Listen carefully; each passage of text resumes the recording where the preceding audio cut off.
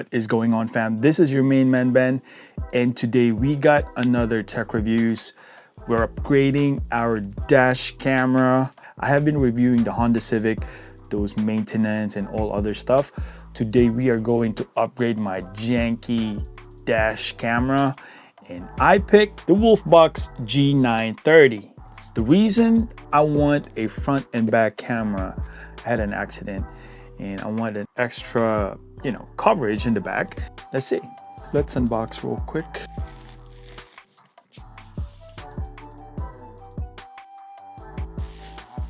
I took the 10-inch, so this is going to be perfect in the Civic, not too big. SD card, I'm gonna change the 64 gigabytes and put the 128.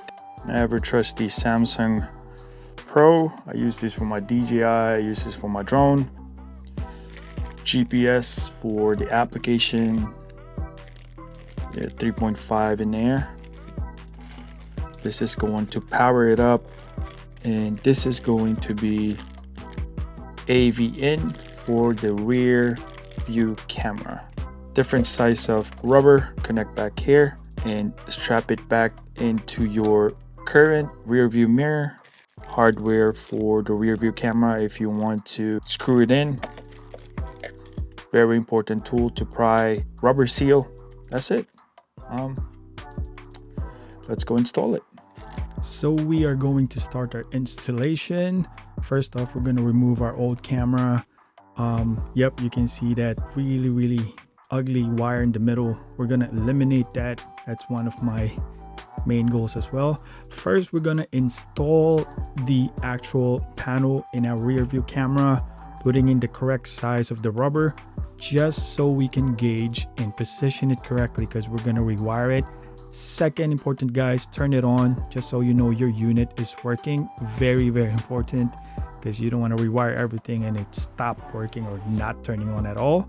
We established that. We're going to start rewiring it. As soon as we install that rubber piece, wire management is the key of this one. I'm going to put that inside that rubber panel. Then I'm going to start my weight on the upper panel of the car, the cover, so that I can go into this little plastic area. Be careful on that one, because the side curtain airbags, and we can pry it out. That tool that we got, very handy. As soon as you got that little leeway, put it in.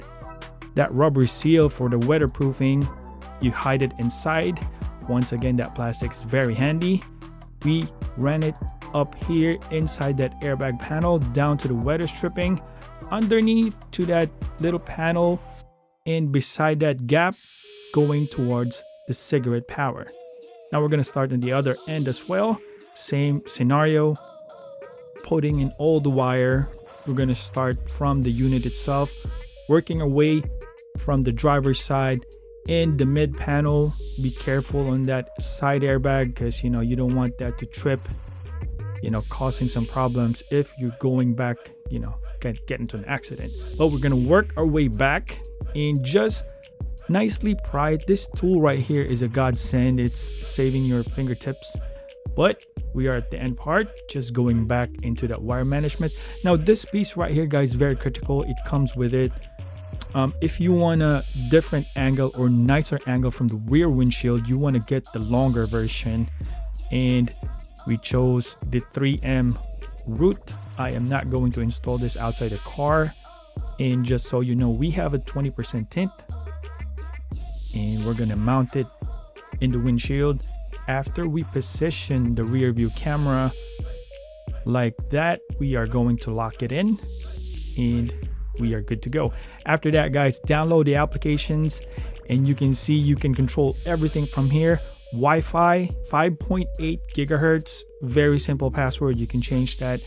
The main reason, you can transfer those recorded files in your phone completely.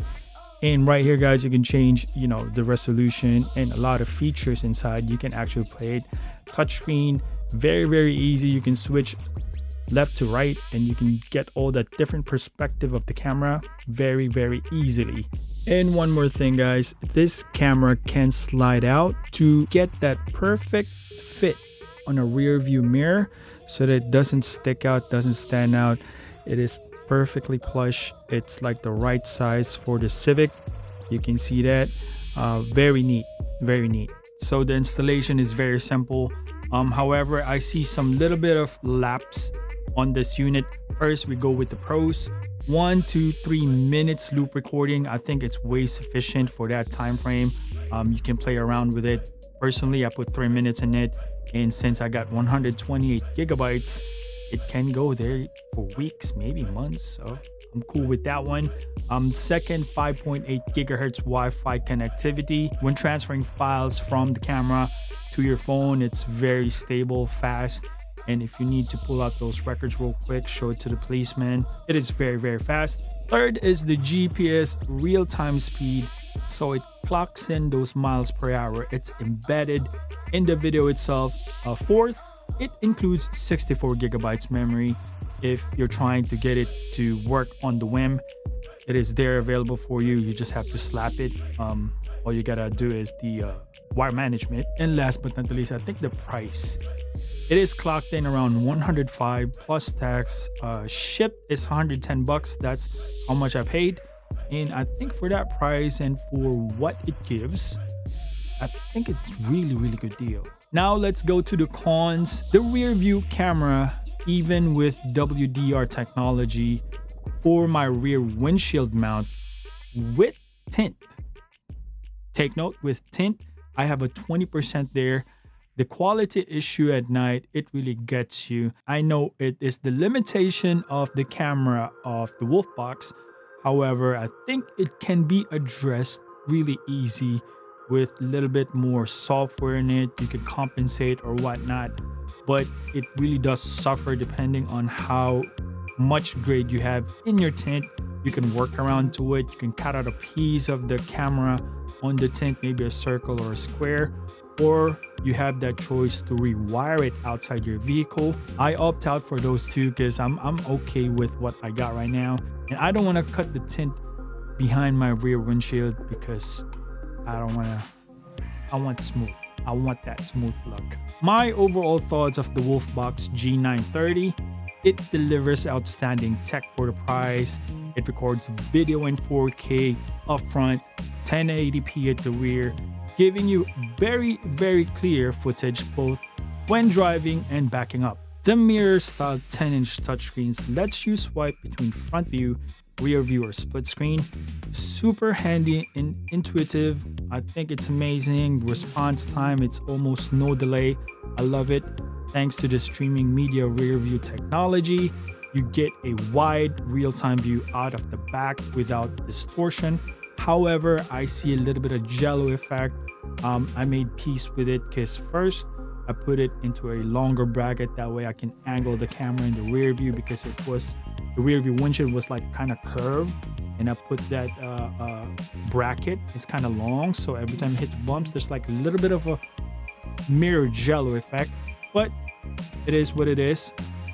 It also has that 5.8 gigahertz Wi-Fi, amazing transfer in your phone. If you need it in whim, you want to show the officer or evidence or whatnot, you can pull that in your phone right away. So transferring your recordings to your phone is super fast. And also it has a GPS logging loop recording, a solid night vision setup. I have not used that because I don't know, maybe I should, but so far I'm good for now. Overall, you got a very capable modern dash backup cam combo. It is miles ahead versus what I had, all for just $110, which is a super good value in my opinion. Other than that, it is not perfect. However, for the price itself, I think it's a very, very good deal. Thank you guys for watching. I hope this was helpful. Always remember, God is good all the time. This is your main boy. Peace out.